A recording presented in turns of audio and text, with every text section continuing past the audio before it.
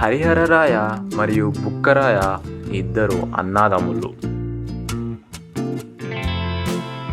వీరిద్దరూ కలిసి విజయనగరం ఎంపైర్ని 1336 అంటే 14th సెంచరీన స్థాపించారు.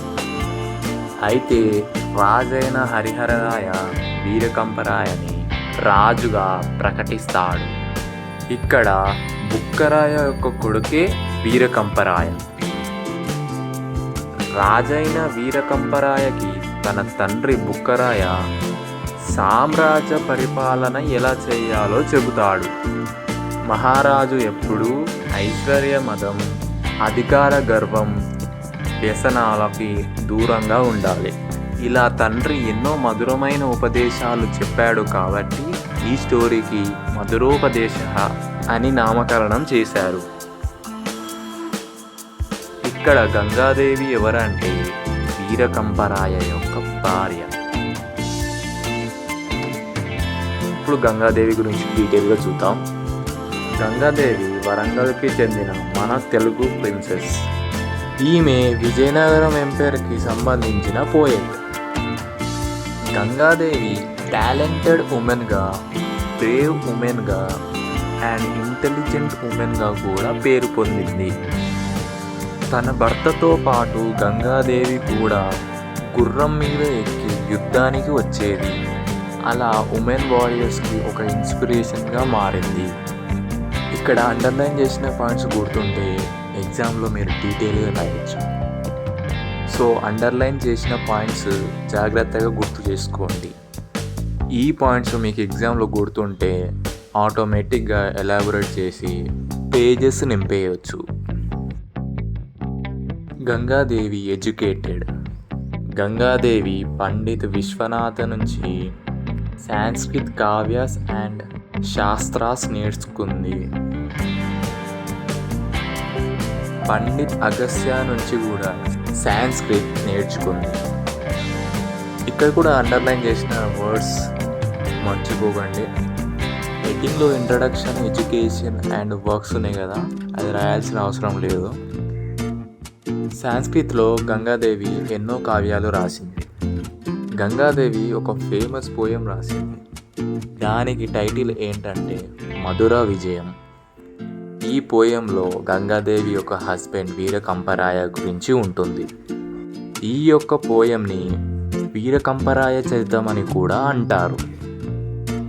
ఈ పోయంలో విక్టరీ ఓవర్ మధుర గురించి చాలా అద్భుతంగా వివరించారు.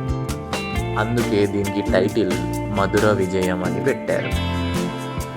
అండర్లైన్ చేసిన వర్డ్స్ పర్ఫెక్ట్గా నేర్చుకోండి, గుర్తుపెట్టుకోండి.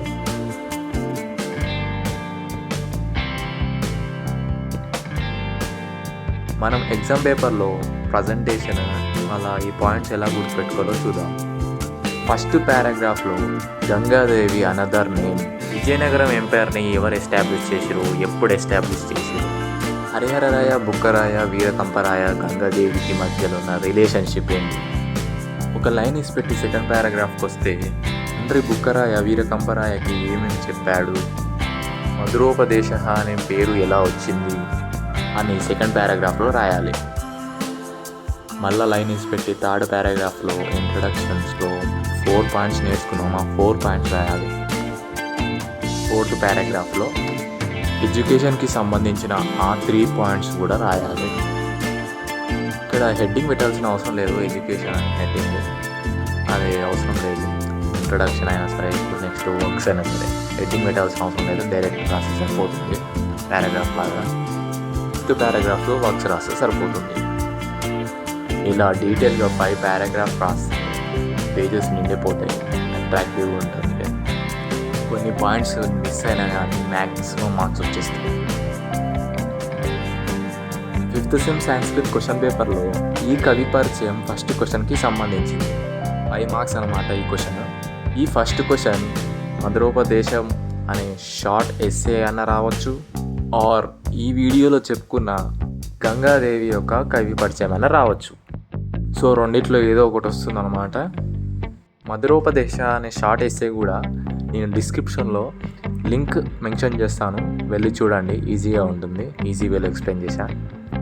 క్వశ్చన్ ఐడెంటిఫై ఎలా చేయాలి? ఇప్పుడు గంగాదేవి గురించి మనం మాట్లాడుకున్నాం. ఈ క్వశ్చన్ ఎక్కడొస్తుంది? ఇప్పుడు ఆంధ్రప్రదేశ్ ఉందా? ఇప్పుడు గంగాదేవిదా? ఎలా గుర్తుపట్టాలో ఇప్పుడు చూద్దాం. క్వశ్చన్ పేపర్లో ఫస్ట్ క్వశ్చన్ గంగాదేవి అనే పేరు వచ్చిన, రచయిత్రి పరిచయం అని వచ్చిన, అది ఈ క్వశ్చన్కి సంబంధించింది. మీ క్లోజ్ ఫ్రెండ్స్ కూడా అక్కడ ఇబ్బంది పడుతున్నారు, షేర్ చేయండి. మరిన్ని అప్డేట్స్ కోసం మన ఛానల్తో కనెక్ట్ అయ్యే ఉండండి. 5th సెమ్కి సంబంధించిన వీడియో లింక్స్ డిస్క్రిప్షన్ ఇస్తాను, చెక్ ఇట్ అవుట్. సరే మామ, ఉంటాం అలా.